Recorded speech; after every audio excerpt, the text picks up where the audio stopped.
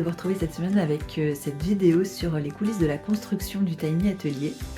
On a donc fait ça le week-end dernier en grande partie.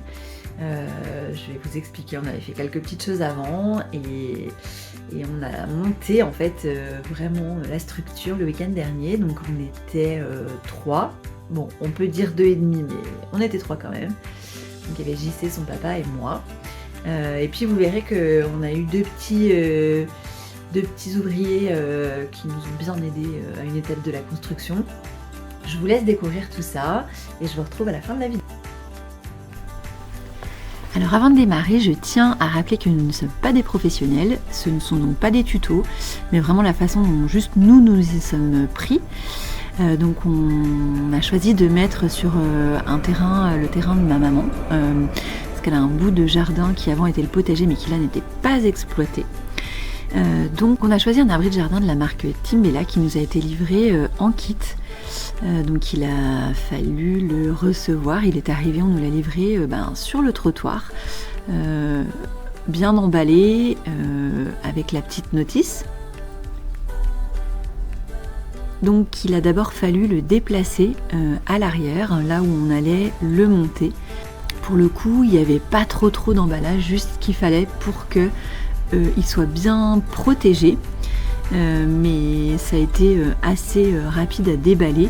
Ce qui a plutôt été long, c'est effectivement d'amener toutes les pièces parce que il devait y avoir environ 200 pièces à ramener de l'autre côté de la maison pour pouvoir le monter.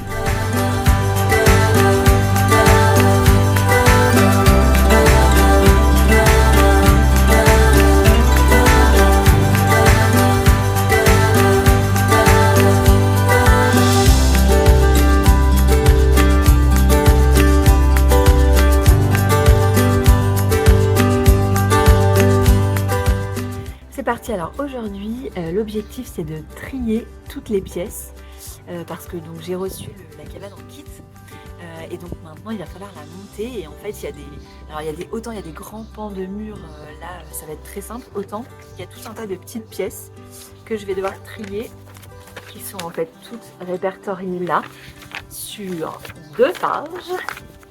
Voilà, il y a 2 pages de petites pièces donc je vais toutes les trier et toutes leur passer du vermifuge et de l'hydrofuge pour pouvoir les protéger et comme ça quand on montera la cabane ça sera bien plus simple et en plus elle sera protégée. Alors pour le tri des pièces, il y a donc une notice qui est livrée avec la cabane. Donc chaque pièce est numérotée. J'ai donc simplement retrouvé chaque pièce avec ses dimensions et chaque pièce a un numéro qui lui est attribué et qui sert ensuite pour le montage. J'ai donc retrouvé chaque numéro et numéroté les pièces, crayon de papier pour qu'on puisse s'y retrouver.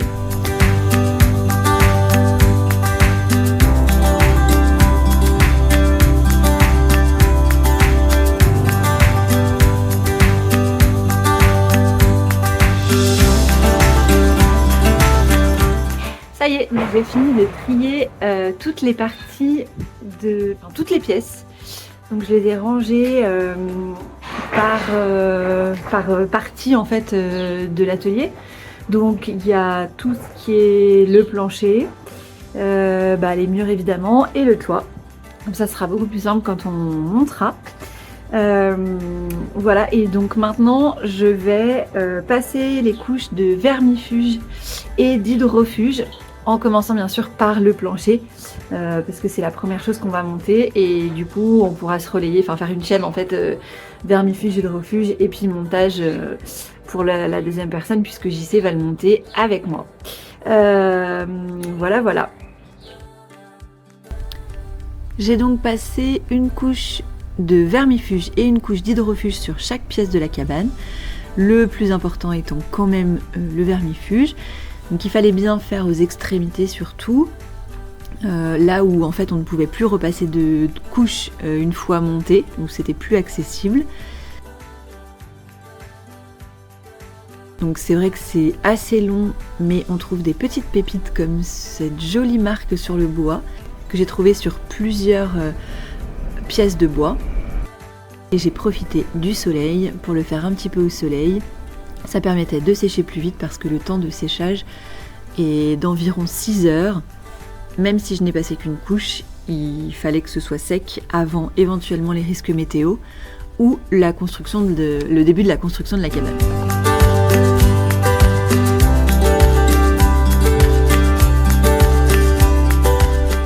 On a donc choisi d'installer la cabane sur l'ancien potager. Il a fallu enlever au niveau des fondations toute l'herbe en fait qui était là, donc on a désherbé. Ensuite on a posé des plots sur lesquels on est venu poser des lambourdes pour faire une base de fondation pour pouvoir poser la cabane. On a choisi de ne pas couler de dalles béton ni de trop enterrer. Le terrain étant déjà plat, c'était assez facile finalement de le mettre d'équerre et d'avoir des constructions qui soient planes et régulières.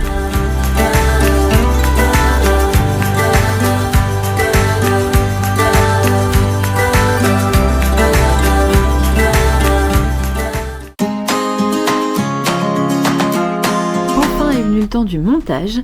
Donc on a commencé avec la structure du plancher qui se présentait comme ça. Donc ça faisait un cadre sur lequel ensuite on est venu poser le plancher. Donc ce cadre a été monté un petit peu à l'écart, puis on est venu le poser sur les fondations. Il a été ensuite fixé sur les fondations pour que plus rien ne bouge.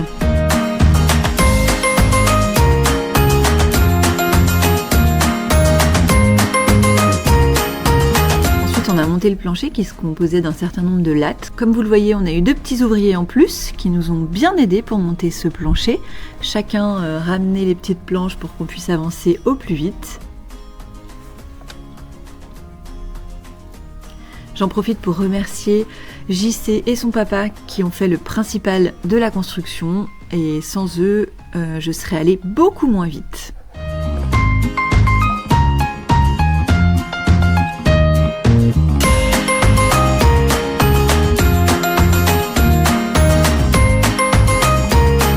Nous avons donc monté les murs. Alors là, c'était déjà assemblé en fait, le cadre du mur et les lattes qui composaient le mur. Donc pendant que JC et son père montaient les murs, j'ai fixé toutes les lattes de plancher à la structure du plancher. Alors les murs, c'est donc tous les murs extérieurs, tous les murs pleins, et puis aussi un mur avec une fenêtre et les 2 petits murs qui encadrent la porte d'entrée.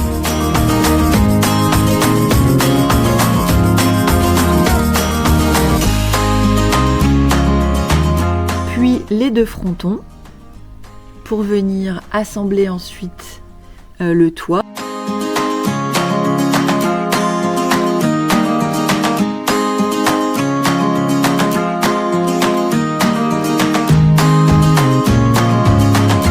Donc le toit, on a donc les 2 frontons, un élément de charpente au centre, puis une grosse poutre au milieu qui assemble le tout.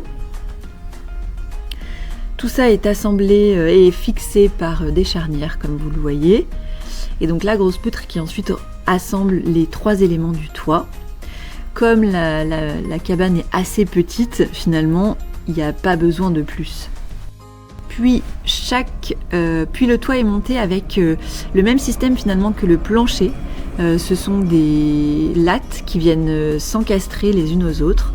On a remis, comme pour le sol, un film protecteur anti-humidité et ensuite on est venu poser des bardeaux bitumés sur le toit pour terminer l'étanchéité et protéger le toit.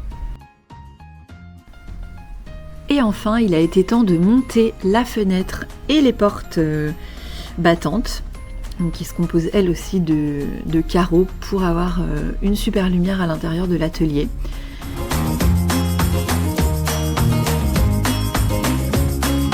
Donc la construction de ces portes n'était pas hyper compliquée, c'est quand même très très intuitif et très bien expliqué sur le petit fascicule de montage.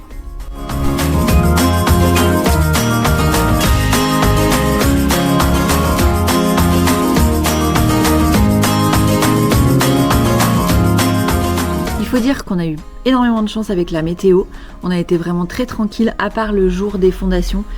Pour travailler, on a eu pratiquement que du soleil et du beau temps. Donc ça a grandement facilité le chantier. Donc en tout, on aura mis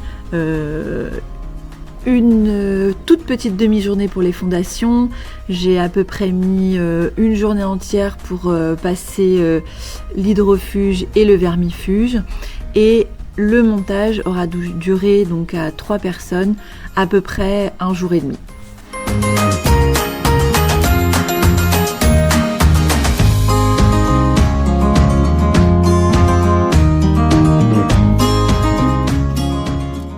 Voilà, j'espère que cette vidéo sur la construction vous aura plu. J'ai été super contente de la réaliser. Si vous voulez voir toutes les autres vidéos sur le Tiny Atelier et les illustrations, les coulisses des collections, n'hésitez pas à vous abonner et ou à vous inscrire à la newsletter. Tous les liens sont dans la description de la vidéo. La semaine prochaine, je vous propose de vous emmener dans la peinture du Tiny Atelier. Voilà, je vous en dis pas plus et je vous laisse découvrir tout ça la semaine prochaine. Bonne semaine!